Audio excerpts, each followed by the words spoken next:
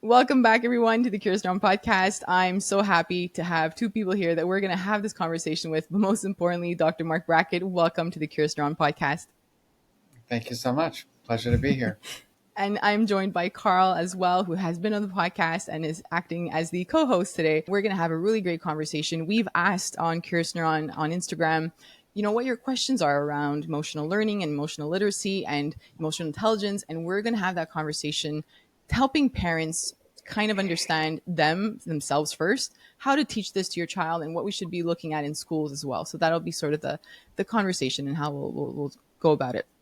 So first, Dr. Brackett, I'd love to ask you, you talk about this in your book where you often ask people how they're feeling, and the answers are usually the same or very similar. And I experienced this as well in therapy. The therapist would ask this before and after, and it would just be, my answer would be, I'm fine, I'm okay, I'm well, thinking that, I was describing what I was feeling, not really having the vocabulary around it. And when I talk about this with parents, many of them struggle with this. But now, as parents, they're being told that they have to teach this language to their child when they never learned it themselves. So, why do you think we struggle with this so much when it comes to at least starting to identify our emotions? And where do we start the work around that?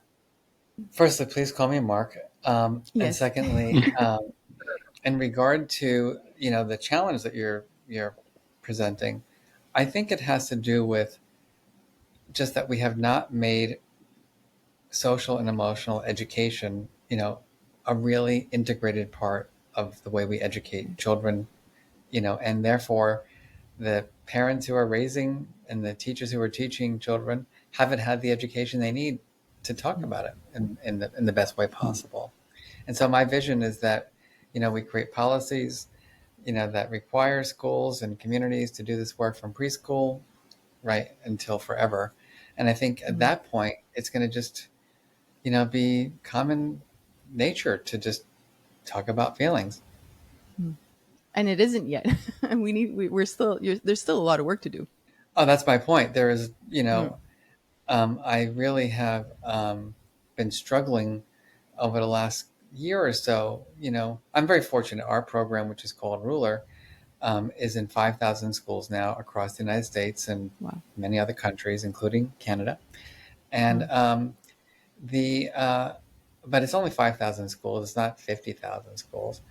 And probably implementation in every one of the schools isn't as great as it could be.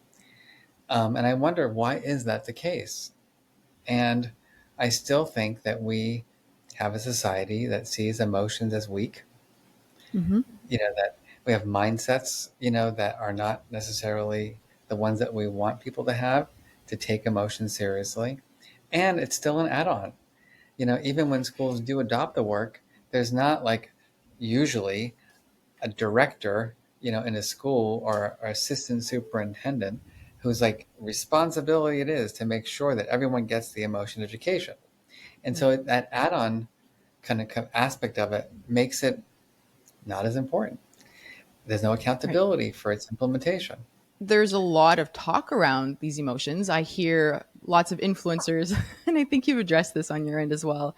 They seem to know a lot about emotions. And my background is in neuroscience. I studied mental health and emotions and cognitive health. And, sometimes it's difficult because I'm hearing a lot from parents that, they are looking for answers. And I think, you're talking about the schools, but even going before, going earlier than that, parents are having children, and then these children are, they're having lots of big emotions and parents don't feel equipped. How do we kind of help start the work even earlier? Should there be a program for parents that are using these approaches? Yeah, there should be. I agree. If you're a sentient being, you should be required to get an emotion education. A couple of things, it's part of the reason why I wrote my book, to be honest with you, was that I felt like I was in schools and doing what I think was good and important work. But, parents don't go to school anymore. School leaders don't necessarily continue their education. And then people in the community certainly are not like, they're not banging on the doors saying, can I have an emotional intelligence education? They may go for therapy. Um, Right. but and so I wanted to make something that was accessible, and readable, to the real world. At the same time, I don't know if I shared this with you in our email exchanges, but during the pandemic, I had the privilege and pleasure to work with the founder and CEO of Pinterest on a new app that is called How We Feel. And it's free and available on iOS and Android. And it is designed to give people an emotion vocabulary. So it has the mood meter tool that helps people to plot their emotions. It gives them definitions of the words, and also has 36 research-based strategies to help people regulate their emotions. And so we have about 1 million people who've downloaded the app now. Um, and so people can check that out as a resource, How We Feel. And it's all based on my book, Permission to Feel. I have the app and I love using it. Oh, I want cool. to tell people. Look at your I Facebook expression. Like, does she know about it? Does she not know about it? And then there she yeah, goes. I absolutely love it.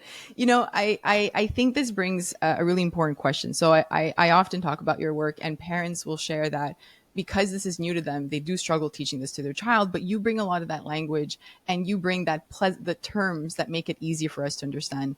The pleasantness and unpleasantness, because parents are Mhm. used to hearing good and bad when it comes to Yeah. emotions. So that's something I'd like to address with you. There is a lot of unlearning when it comes to emotions, and I think this Mhm. is very difficult as a parent who doesn't have any experience in this. If they've been raised in an environment where it was bad to express a certain emotion, anger or sadness or fear, anxiety, there how does a parent, is it just about taking the ruler approach and trying to follow that, or is there an unlearning aspect that you see that's important as well? So you're asking a lot. Yeah. The which is okay. I like the challenge. Um, I think first and foremost, we just have to remember from the science perspective, even there's no such thing as a bad emotion. There are Mm, no bad emotions. Guilt is, while people are like, oh, guilt, that's terrible. Well, guilt says, like, mm, I'm reflective. I actually said something that was unkind and, I have some remorse. That's a good thing, in my opinion. Um, Even anger is saying there's an injustice in the world that I need to, deal with. Anxiety, and I always tell people, not everybody loves this, but I like to hire people who are a little anxious, right? They get stuff done. Um, you know, Being too that's true. calm and content and tranquil and peaceful, it's like, all right, but we have to actually be somewhat productive. Mm, um, mm, Anyhow, that just, I love brownie points on my team for that one. But the and so most importantly, no such thing as a bad emotion. All emotions are mm. information. That's just critical. Um, and now I lost my train of thought. I started perseverating that. Go back to the original question. Um, yeah. So how do we start that unlearning if we were raised in that environment where some emotions are bad Oh yeah, or emotions are bad? yeah. I think like coming to your podcast and listening is a really good way to learn because scientists like myself have studied these things. These are not my opinion. These are like real research based concepts here. Um, and I think it starts with honestly unpacking our mindsets about emotions, like Mm, our feelings about our feelings. And mm, that's not something that people really think about, but we all have feelings about our feelings.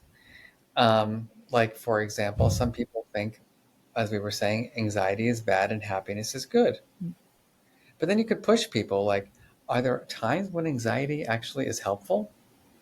mm. Well, if there's a fire, in your house, fear is probably a good emotion to have. You don't want to be like content, right?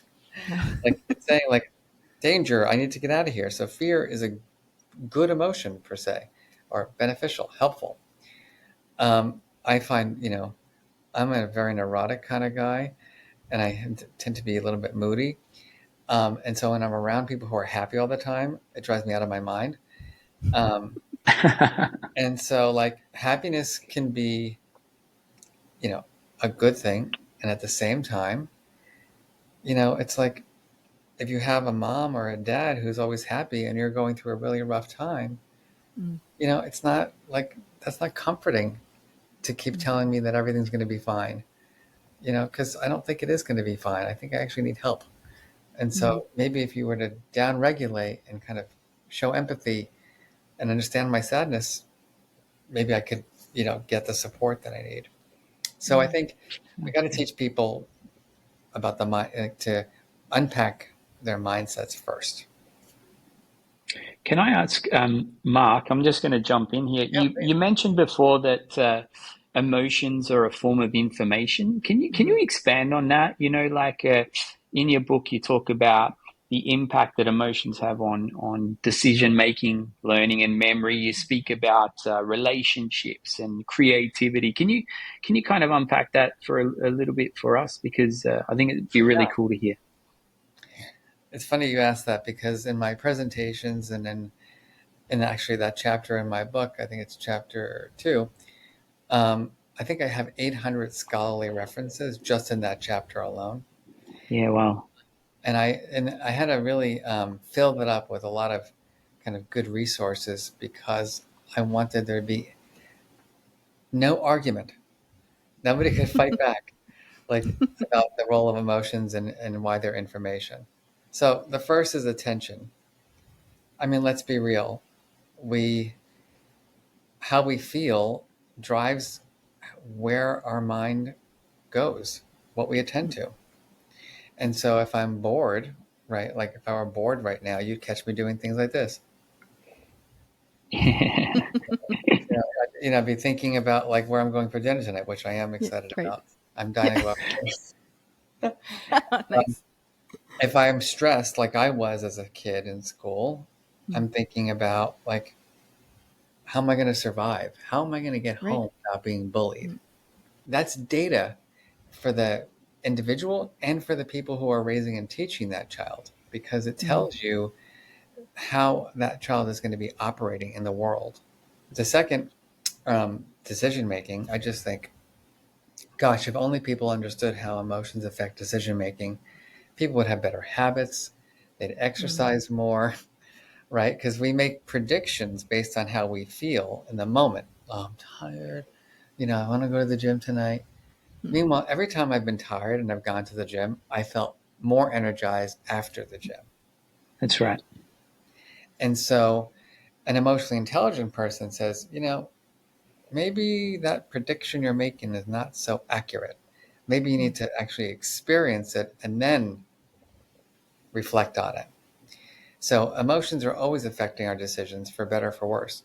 The third is relationships. I always ask people, have you ever worked with someone who is really difficult? Ever lived with Yep. someone who's really difficult? Generally, the things that drive us crazy about family members and colleagues is not their cognitive ability, right? It's generally how they make us feel, right? That's right. Sure. Their facial expressions when we speak, their body language. My biggest fights at home are when I do like this kind of stuff. You know, like, really? Are you kidding Yeah. me? Like, are you kidding me? That can be such a trigger, and it's obviously disrespectful, so I shouldn't be doing it. That's a whole other story. But my point is that it's facial expressions, it's body language, it's vocal tone, right? That's creating emotions in other people that make them think, I care about you, I don't care about you. Yeah. Physical and mental health, can't deny you know, I always say little emotions become big emotions. If you can't understand that you're feeling peeved or irritated, it becomes enraged. If you don't understand sadness and down and disappointment, it becomes hopelessness, discouragement, despair. So let's give ourselves that, understanding, so that we can be more preventative. And then finally, performance. To me, this has always been really interesting. Um, I work at what's called an elite university, and everybody's got perfect grades. They've got high test scores. They play instruments that I've never heard of before. Um, because they're so goal oriented and, success oriented. But now that I've been there 23 years, I've noticed like everybody comes in with the same kind of credentials, the same CV. Perfect this, perfect this, perfect this. So everyone's there in the audience. And the question is, will everyone achieve their dreams? And the answer is no. No. So it can't be their general cognitive intelligence that's the predictor. It's got to be something else. And over again, what I'm noticing is that the people who don't deal well with their feelings are the ones that tend to experience the most disappointment, and and oftentimes don't achieve their goals because they can't deal with feedback, they can't deal with the anxiety and the frustration or the disappointment. So Yeah. I don't know if that's a good answer for you, but Yeah, it's great. Thank you. And I'll let Cindy continue after this one. Oh no. There's a really cool video that I use when I'm working with schools. It's a ruler video where basically, firstly, I quiz the educators, and I'll ask them, what's the best on the mood meter? What's the best color to be able to learn in? And then everyone will always resort to green or yellow. yeah. And then I use the ruler video that goes through that. Depending on the type of learning, if you're doing debating, it would be really weird to be in the green zone where you're low energy and pleasantness and calm. Mm-hmm. You're not going to be very influential in a debate. So you Yeah. need a form of the red zone. You need that high energy and unpleasantness to keep you motivated and alert in that state to be convincing.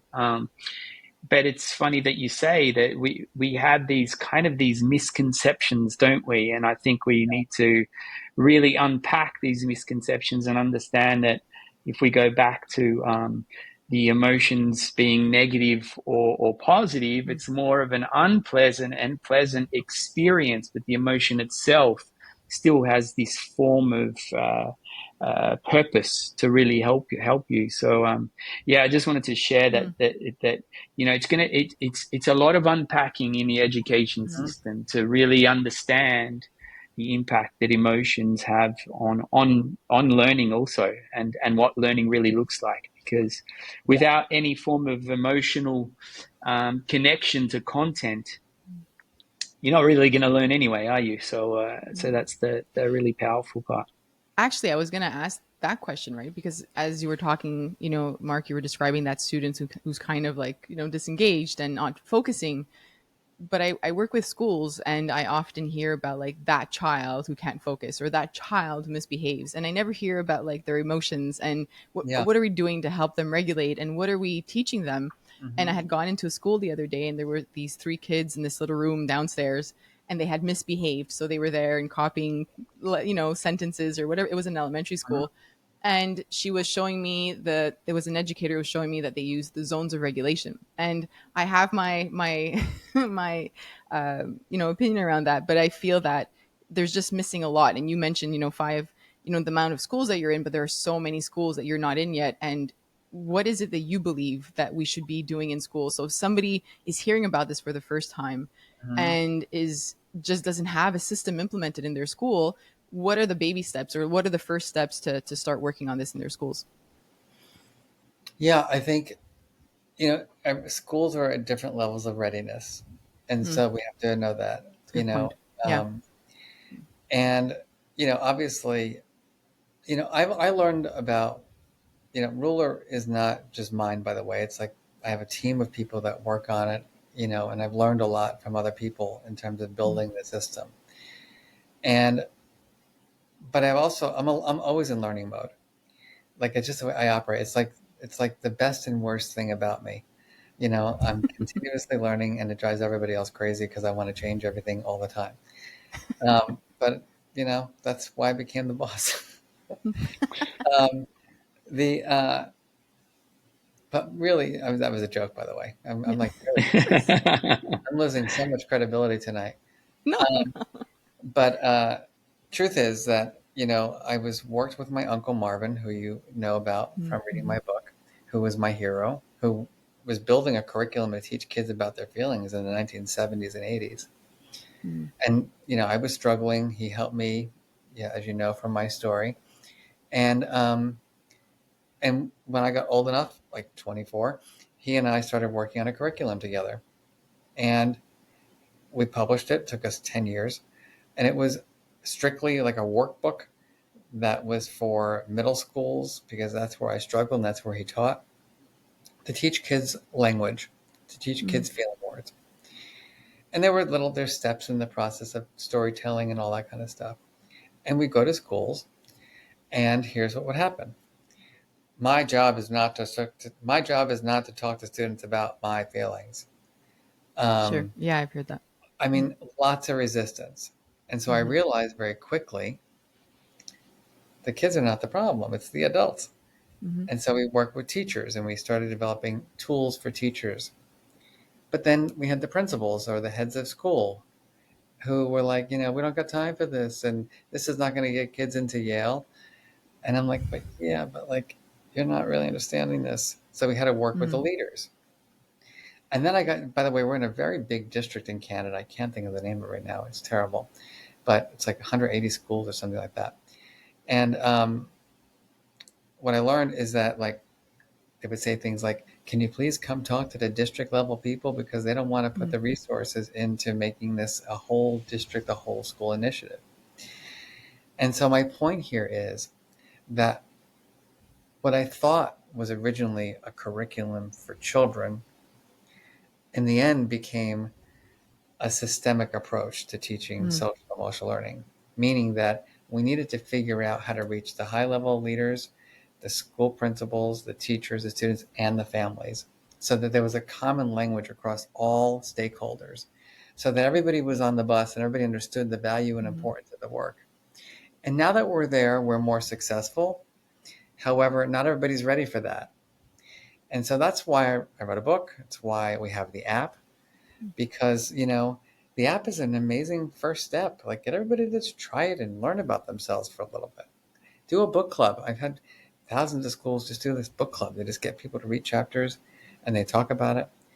And then if that kind of resonates with you and has meaning for you, then maybe you can like sign up for the full training, and go through make the commitment.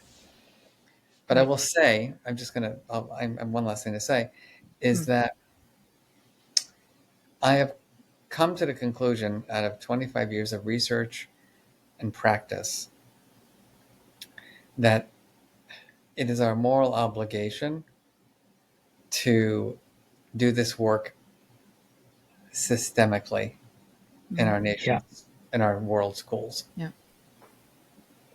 Yeah. Thank you for saying that. Mark, did you want to take us through the rule of steps and explain the rule of steps for us? We've talked about emotions matter. Mm. Emotions are information for those 5 reasons. We talked about mindsets, Yeah. right? The people on the bus, emotions are information. And then the question is, all right, so what the heck are the skills? And Mm-hmm. so ruler is a set of skills we use to describe emotional intelligence. First is recognizing emotions.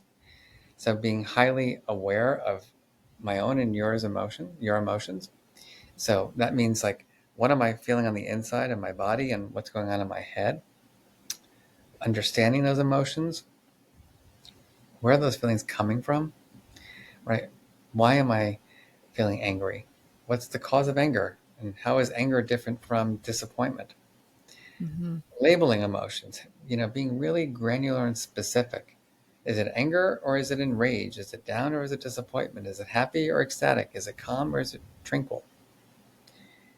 Expressing emotions, knowing how and when to express emotions with different people across cultural contexts. So, the rules in Montreal about showing emotions um, might be different than the rules in New York City or Papua New Guinea or Australia or China. Mm-hmm. And that there's no correct expression. It's all about being curious and asking questions and learning. And then the final one is regulation, which is actually the topic of my next book. I've decided that people have told me, Mark, thank you for giving me permission to feel, but now what the heck do I do with all these feelings? That's right. Yeah. And so I've been really deep. I've been really heavily, focused on that, what is emotion regulation and how do we Mm-hmm. teach it? And I think that's probably the master skill, you know, the the skill that people really need the most to get themselves through life with good health and happiness. And so those are the skills of ruler. And like, I could probably do a graduate course on each of the skills, for a whole semester. Yeah. Am I right, Mark, in saying that the first three steps are about your experience, and then the last two steps are more about coming up with the strategies that will improve or help the experience or understand the experience? Is that the way in which it's Yeah. interpreted? Sort of. I mean, it's yes. The first three are basically about self and social awareness. Sure. The second two are the strategic elements of it. So, like, how do I help Cindy deal with her feelings? What do I say to support Cindy? What do I recommend to Carl, given that I know him for 2 minutes? What do I do to recommend, a good strategy to Carl? Um, is it a good time and place for me to share what I'm feeling? Is it going to be, how's it going to land? Is it, have I crafted the message in a way that people will listen as opposed to be turned off? Right. That's the strategic aspects of it. Is Thank you. there a right time to start talking about this to our children or trying to teach them this? A lot of parents that wrote in were saying that they've read your book and they love that, but now they have like a 2 or 3 year old and they're not sure if they can start, expanding their vocabulary around emotions. And they often use happy, sad, or mad, and they thought that was enough, but now they're questioning if they should or not. Is there a right age to start this?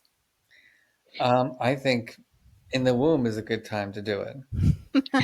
Um, and I think it's important to say that, teaching this is not necessarily always giving direct instruction, Mm, right? It's not always about, Mark being the feelings mentor to someone and saying, no, let's talk about this. And what are you feeling here? It's being a good role model.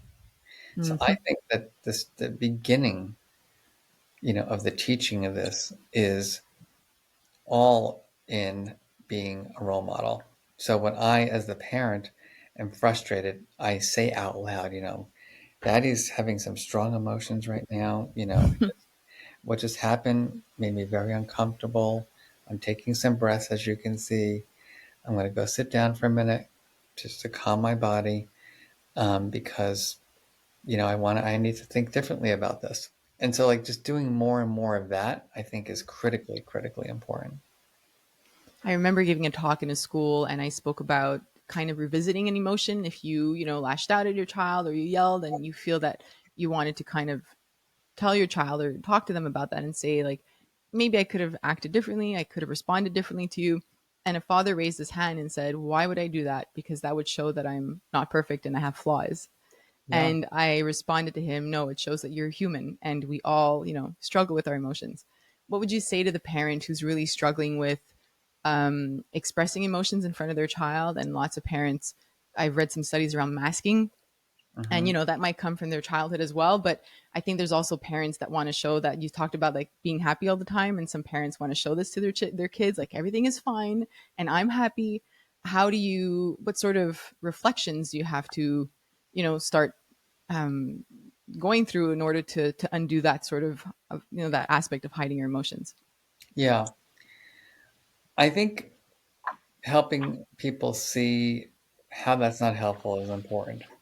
Mm, I think you don't want to just tell people, like, that's a bad idea. right.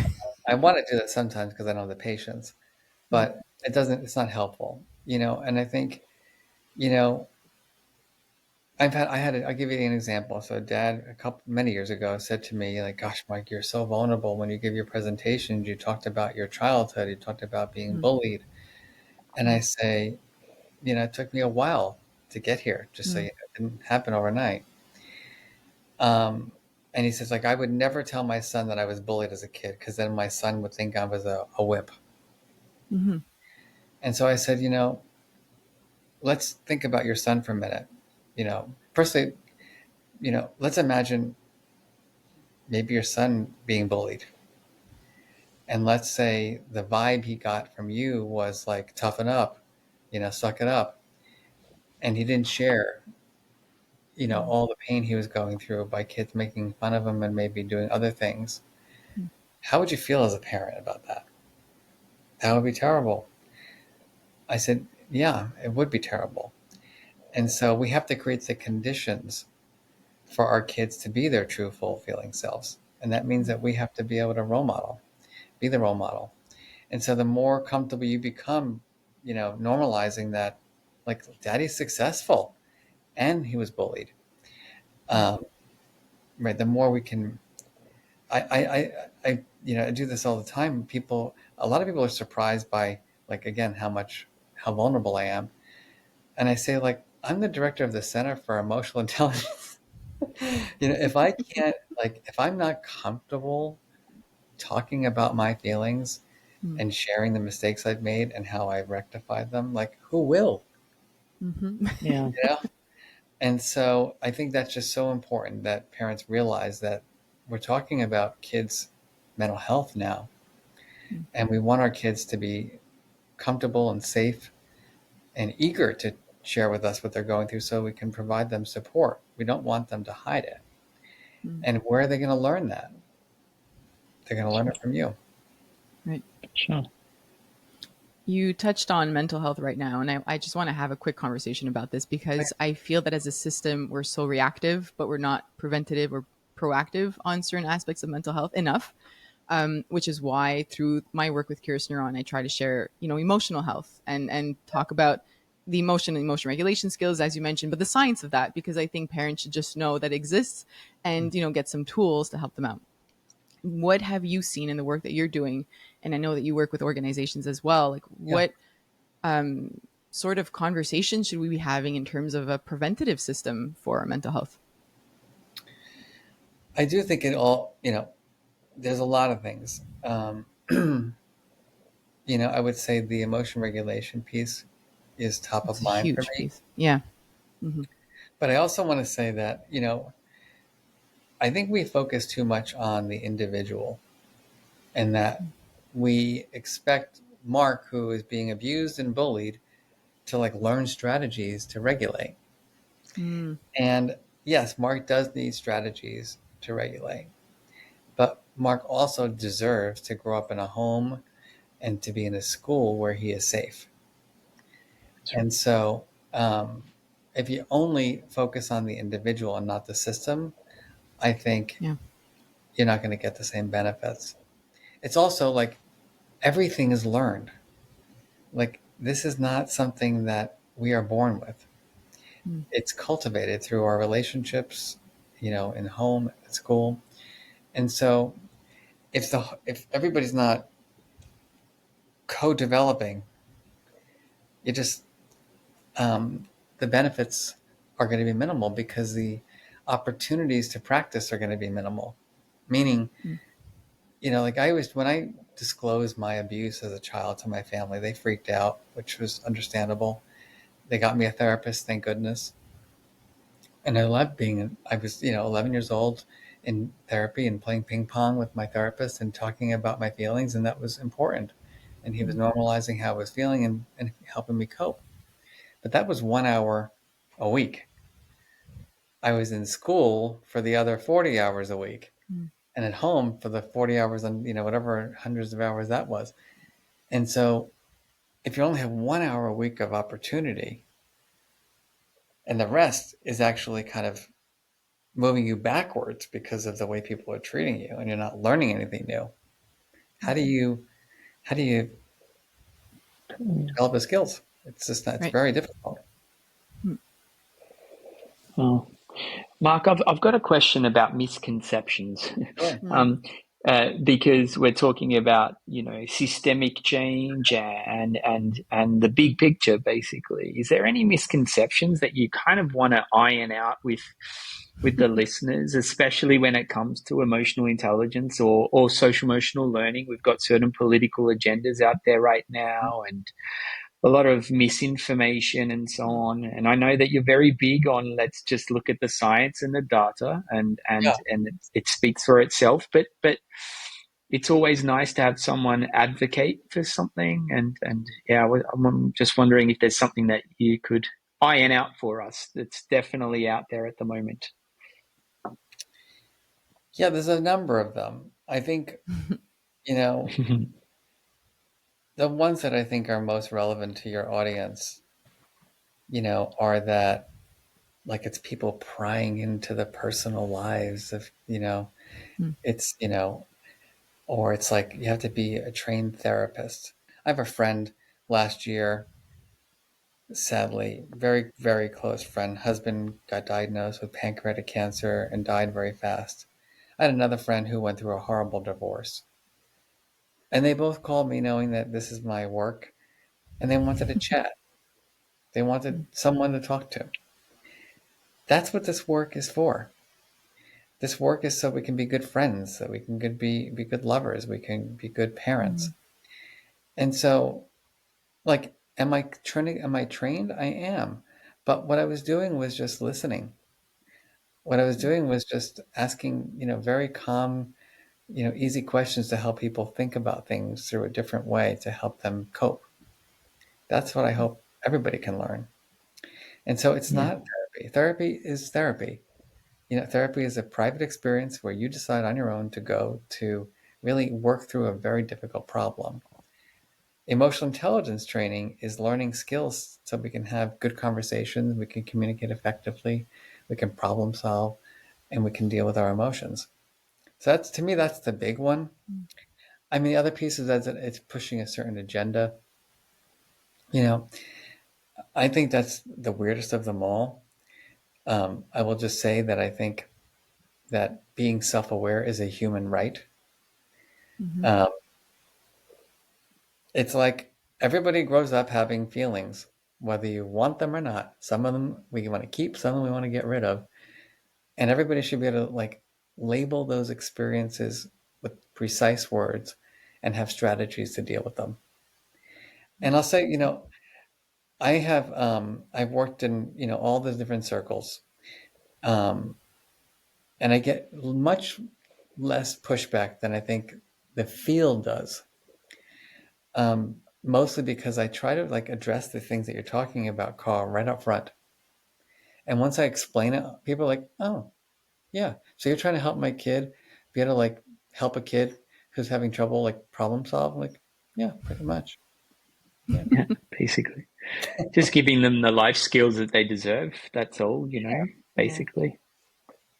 Yeah, for sure. I'm thinking about what you both just addressed at some point in terms of like Mark, you were saying before about that child and like they're learning something, but then leaving that environment, and that's why it's systemic because we have to really address all aspects of that child's environment. I just want uh-huh. to go back to the parents because for me, that's just what parents are reaching out for, and Yeah, just asking. These students are in some schools learning social emotional skills, and then the homes aren't equipped that way, right? yeah, So it's like you said, it's great that they have these skills. And also, parents tell me that there's just so much out there that is promising that their child will develop these emotional intelligence skills, apps as well, other, not yours, but some for kids, that they're saying, here, just use this and your child will be fine.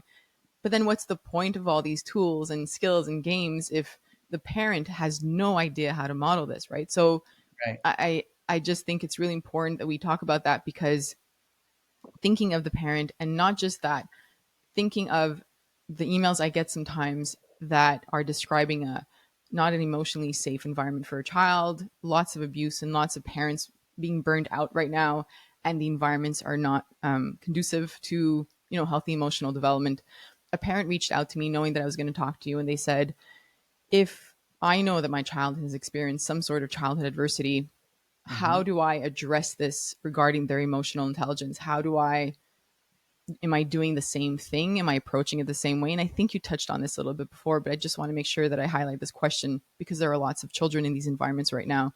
Hmm. So, how do we, if there's a parent that knows that child has experienced this adversity, are they still approaching the ruler, using the ruler approach the same way, or is there a little bit extra to that? It depends what the adversity is, right? And so, you know, some things can be handled through conversation, some things need additional supports. Mm. I think that we need to acknowledge that also, right? Whenever there's a person who's in harm or harming themselves, like that's not ruler.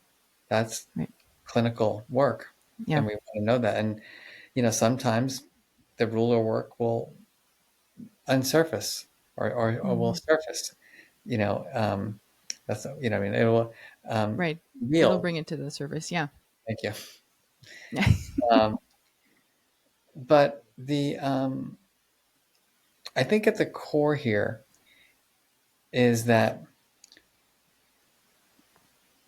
the first step in the process for a parent to work with their child is to have unconditional love and validation Mm. that they need to really, really, really, really show through their behavior and through the way they communicate, that they empathize with the feelings and they're not judging those feelings. I Mm. think right now, kids are feeling more judged than ever before. We all are Yeah. feeling more judged than ever before. The number one, in my research, by the way, in my most recent studies, the number one hoped for characteristic that people are looking for in their teachers and their parents is non-judgmental. Mm. Oh, Yeah. Wow. I just think we're endlessly like, you're too Yeah. fat, you're too skinny, you're too tall, you're too short, you're too Right. dark, you're too light, you're too masculine, you're not masculine enough. Mm. Whatever it is, it's just endlessly, everybody's just like judging. And Mm. people are saying, you know what? I don't really need your judgment. Mm. I need love. Yeah, I need support. I need validation. I need, you know, I want to achieve my goals, not Mm. the goals that you have for me. Thinking about like my generation and how we were parented, and it was like tough love, right? Like that's how it was. Like you would get a good grade on a test, but it was never enough. You would do well at a sport, but you better win the next game. It was never enough. And Yeah. I think that's led to, when I talk to parents that are my age, I'm 40, they just feel like they're never enough and they're not enough for as a parent now, and they struggle with that internal dialogue because of how they were raised. You think it's just those cycles that are continuing? In part, definitely. Hmm. I think tough love is ridiculous. It doesn't make any sense. It's ultimatums, it's threats. Right. It's Yes. there's no connection in that. Hmm. And if there's no connection, then it's not going to work because you can't just have tough love without teaching someone how to deal with it. Hmm. Um, Exactly. I just think that we have not broken the cycle Mm. around the perception that emotions are weak. I think we just have, so much work to do to just let people understand that talking about feelings is not a feminine thing. Hmm. That um, that emotions are information and data. They're a valuable source of information. One way I do that is by my research in the business world. So, for example, I just published a study. It got accepted this week, my colleagues and I, looking at the role of school principals in their modeling of emotionally intelligent behavior and what that does to a school. By the way, Mm. what it does to a school is it makes teachers a lot happier, a lot less burned out, and a lot more satisfied with their jobs. Because it's just life is better when your manager or boss or principal is high in emotional intelligence. Same thing in the workplace. If there's 50% less frustration and 40% greater inspiration on a team when Mm. there's an emotionally intelligent leader, then all of a sudden people are like, well, I guess that's pretty important. We should do something about it. Um, and so I've always tried to use good research to get people to see things differently. Mm. Um, yeah, I'll leave it at that. Mark, I just want to ask you about you spoke about the judgment that we're worried about being judged and so on. Mm. And your study, is that with a specific demographic of kids? Are we talking about teens? Are we talking So about this is adults? Or what are we? I've done both, but this is a big study. By the way, we can get Yeah. your followers to participate in the study. How about Hmm. that? Can we do a little We study make a together? link. Yeah. We'll be there. I'm not kidding. It would be fun. Yeah. Um, Yeah. and we can come back and talk about the results. Mm-hmm. But this is a study that I did across the world. And basically, I have this new rule, which is before I do a speaking engagement, people have to fill out the survey. And so wherever I go, um, people do the survey. And then I've partnered with different mental health organizations, with different groups. And so I've got 50,000 people in the study. That's And huge. it's very racially and ethnically and gender diverse. Um, and it's mostly adults. And so Okay. I have adults reflecting on their childhoods. Did you Okay. have that Uncle Marvin? Mm. And guess what? Only 30% say yes. Yeah. That's amazing. 70% say no. And then the top three characteristics are non-judgmental, Mm. good listening, and compassionate. Right.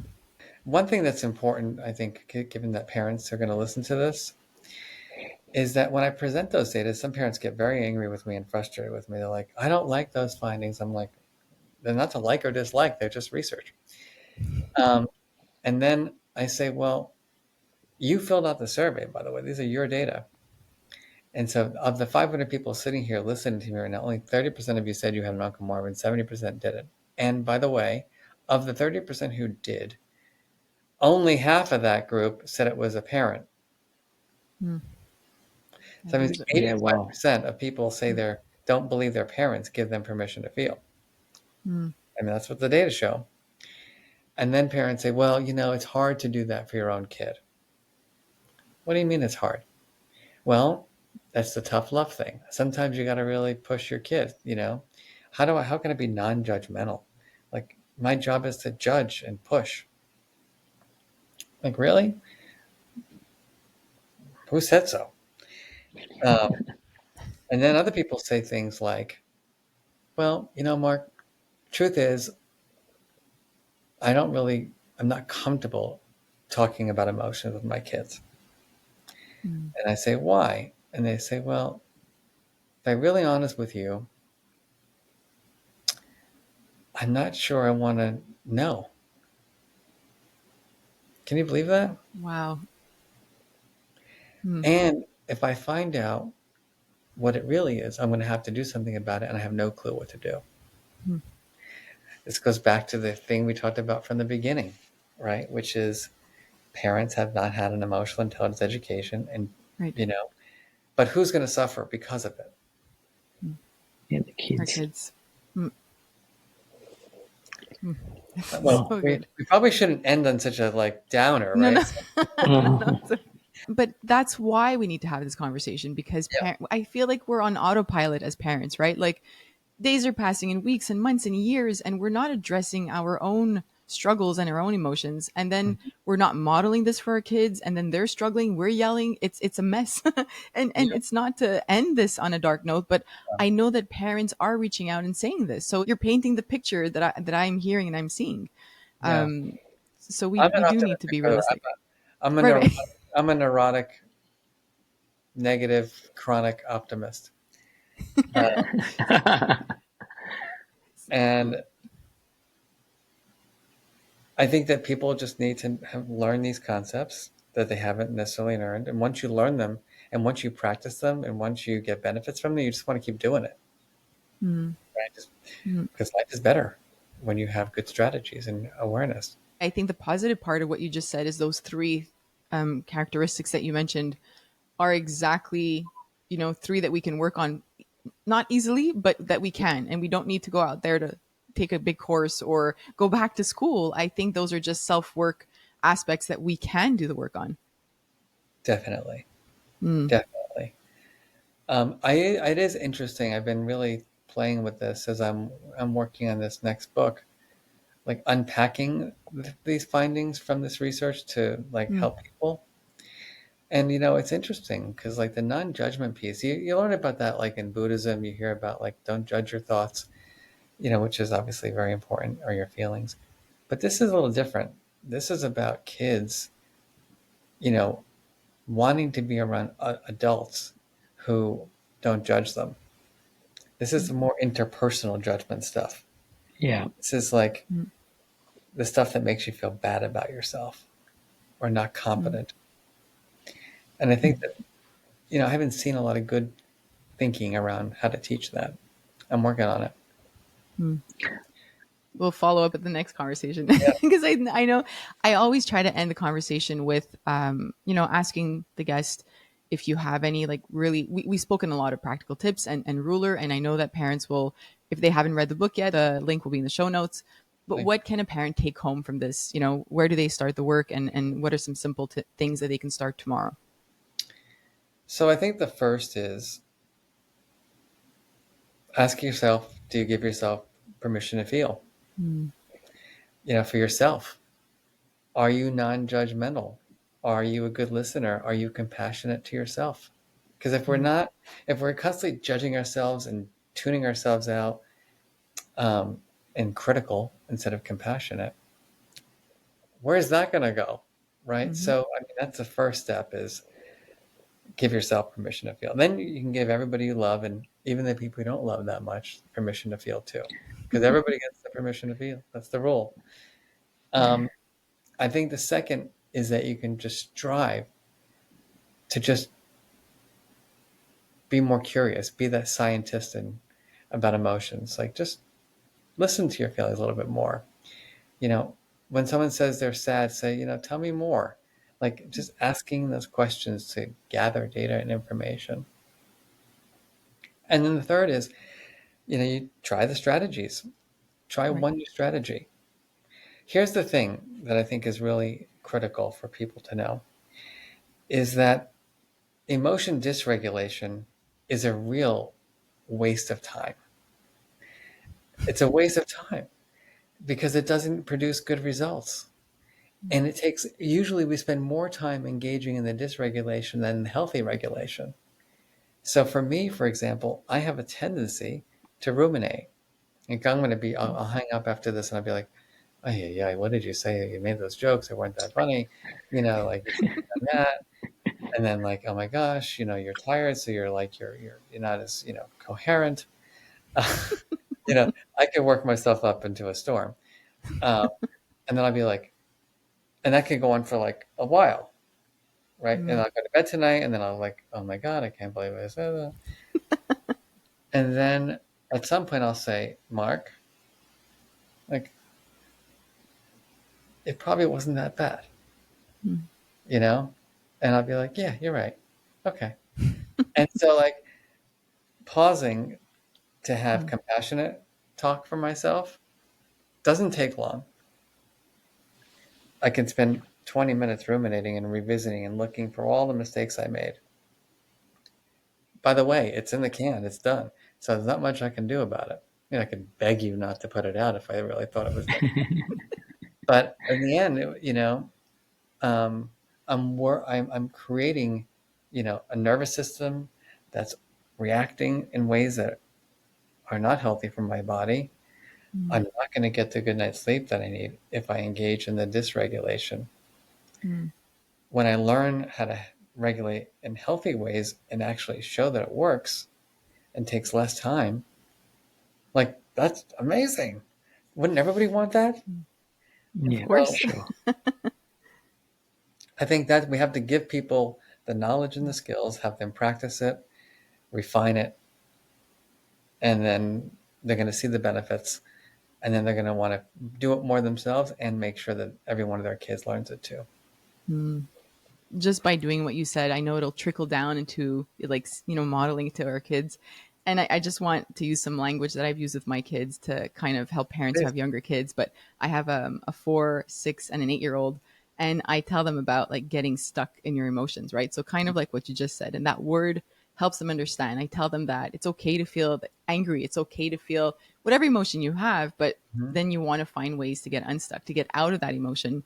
And sometimes we get stuck in our what if thoughts, and those what if thoughts are like a snowball. They get bigger and bigger and bigger. And so I think that has allowed me to kind of coach my kids and guide them in terms of, Yeah. like, how to feel. There's a phrase that you use in your book, Carl. We spoke about this. Now I can't remember the phrase, but about coaching, being emotional coaches, I believe, or Yeah. What was the phrase? Yeah. It's being an emotion scientist versus an emotion. Scientist. Scientists. Right. Yeah. And that curiosity part comes in there. So it's just so Yeah. important. I love everything that you shared. And I appreciate the fact that you took your time to come So chat with us. So thank you. shouldn't go drink 6 glasses of wine and ruminate for the rest of the No, night. I won't. This was perfect. Thank you. And thank you, Carl, for joining us today, too. Thank you, guys. Thank you for having me, Pleasure to meet you Cindy. both. Thank you. Thanks for Thank inviting you. me on your show. We'll share all the links to Marc's work and his book and the website in show notes for the podcast. So thank you to everybody. And please don't forget to subscribe and to leave a rating and review. Thank you.